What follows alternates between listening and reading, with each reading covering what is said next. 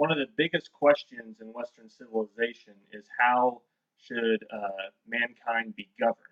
Today we're going to look at two different views, absolutism and constitutionalism. So if you would like to follow along, this is lecture 6, Absolutism and Constitutionalism.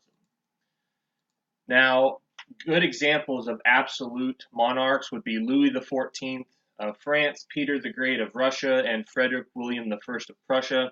You're going to read about them this week and some of the things they did.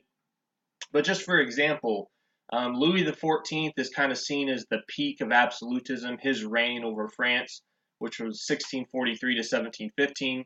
He believed in the divine right of kings. That's basically the idea that kings were God's representatives on earth, and they were responsible only to God, not to men or to representative bodies.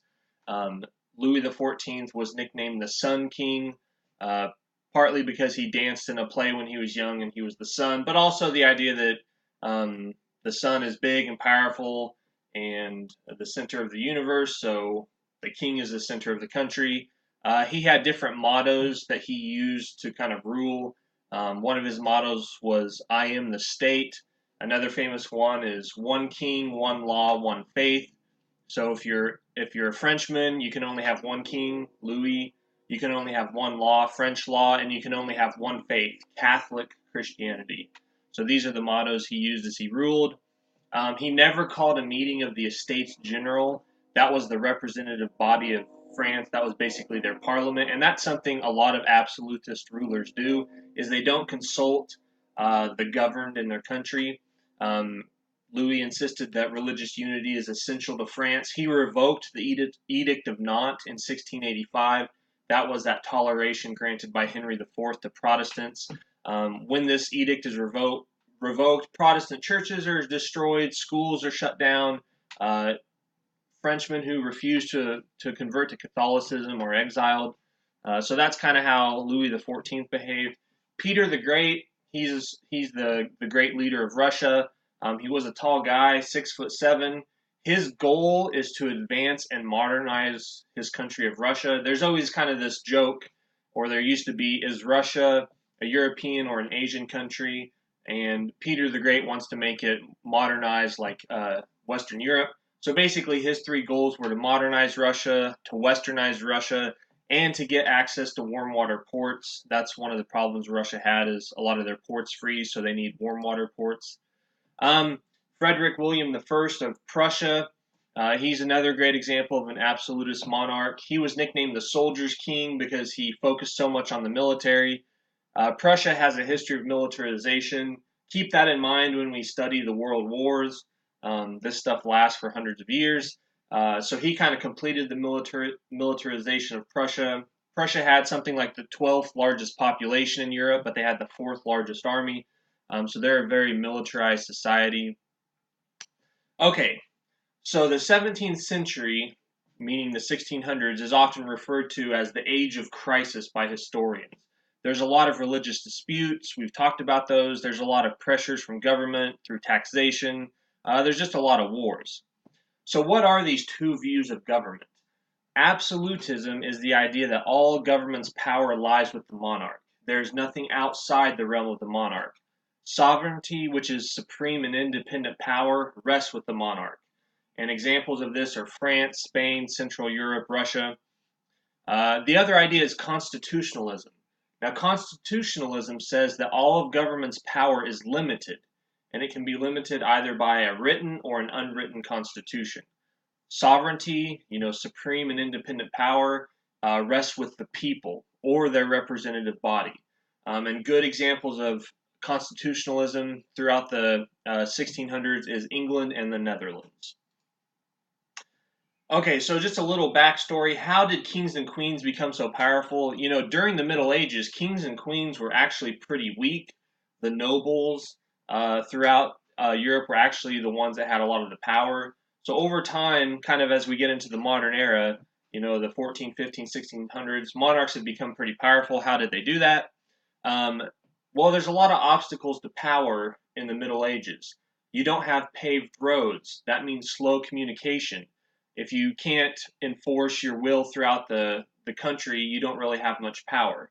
and you don't have a lot of information about your kingdom because you don't have quick communication.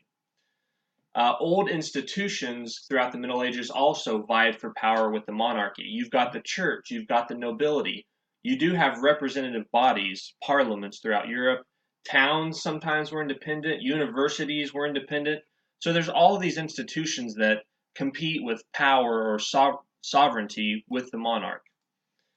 And if you look at slide 11, I've got kind of a diagram up there. Basically what happens is the Western Roman Empire collapsed in 476 BC, and so from then on you have the Middle Ages, the church, the nobility, etc. They start to gain power, and then towards the period we started this class, the 14, 15, 1600s, monarchs start to take power from these institutions, and it's kind of a zero-sum game. You know, as churches, the nobility, towns lose power, the monarch gains that power. And just to be fair, absolutism, meaning monarchy, and constitutionalism both take power away from these old institutions. Don't think that constitutionalism is weak or never takes power for itself. Another thing kind of changing during this period is the military. Militaries grow in size during the 17th century. Medieval armies had been raised by lords or nobles for certain campaigns, but then they're dismissed when the war was over. That starts to change. You start to have permanent standing armies because monarchs need to enforce their will. Armies grow in size. During the 30 Years' War, the French army was about 125,000 soldiers. By the end of the 17th century, it's more than doubled to 340,000. State finances also give more power to the monarch. Monarchs start to collect more taxes. People did try to resist these taxes, but as the monarchs acquire more land, they have a larger tax base.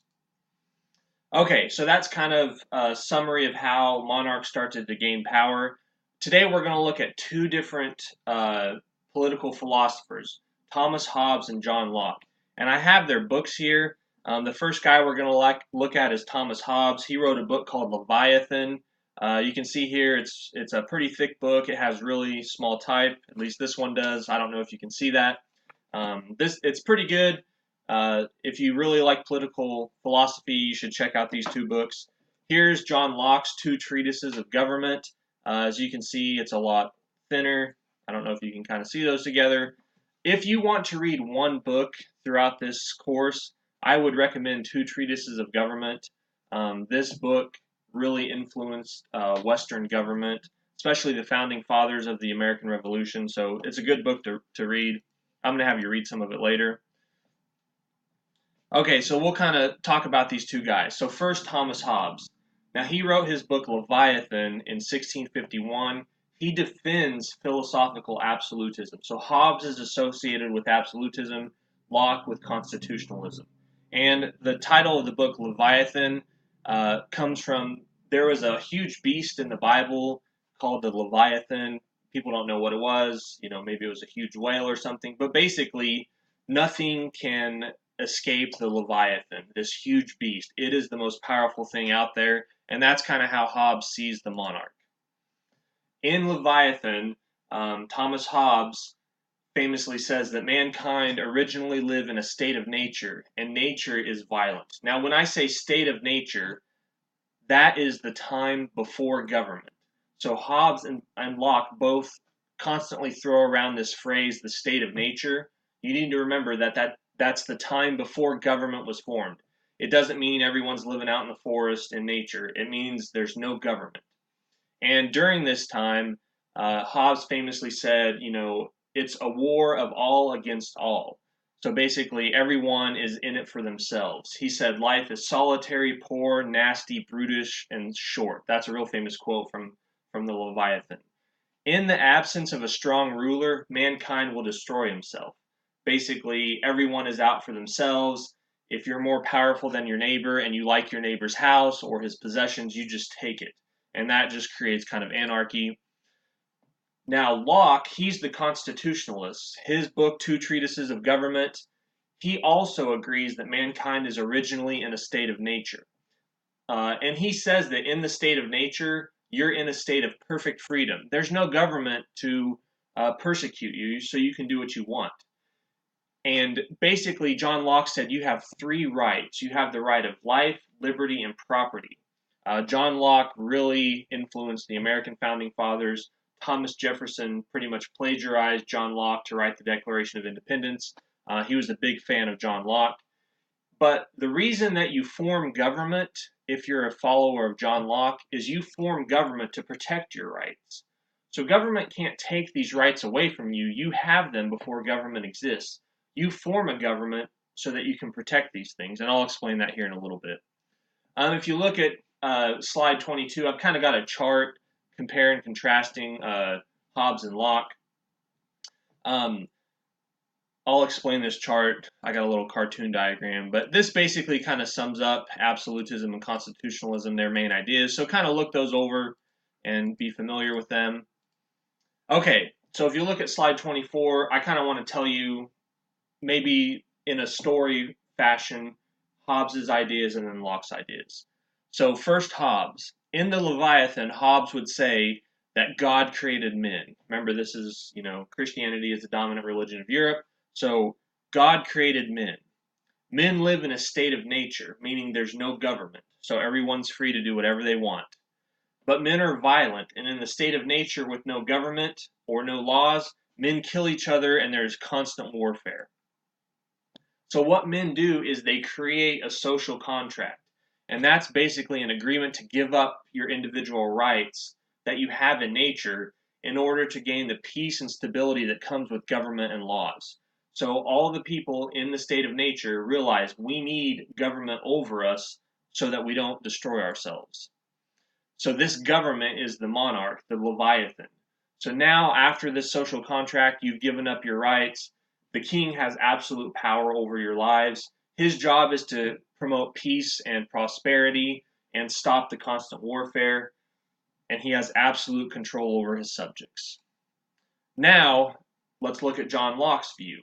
In two treatises of government, Locke also agrees that God created mankind. In the state of nature, meaning before government, men have natural rights, which are life, liberty, and property. So those are the three natural rights that John Locke believes you have. Life, liberty, and property. Now, when you're in the state of nature, meaning before you have government, you actually do have something that governs you, and that's reason.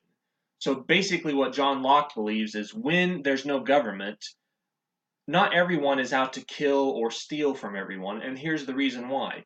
You know in your mind, using your own reason, you don't want your wife taken by someone else. You don't want your house destroyed. You don't want your property stolen. So if you don't want those things happening to you, you're not going to necessarily try to do that to other people. So basically, reason governs mankind before the time of government. Now, John Locke does allow for the idea that there are some violent men, and men don't always use their reason, or sometimes they violate their reason.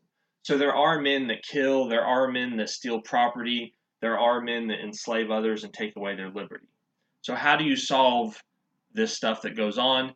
You also create a social contract. You agree with all the other members of society to give up a little bit of your individual rights in order to form government. And with government, you'll have stability, you'll have peace. But here's the difference.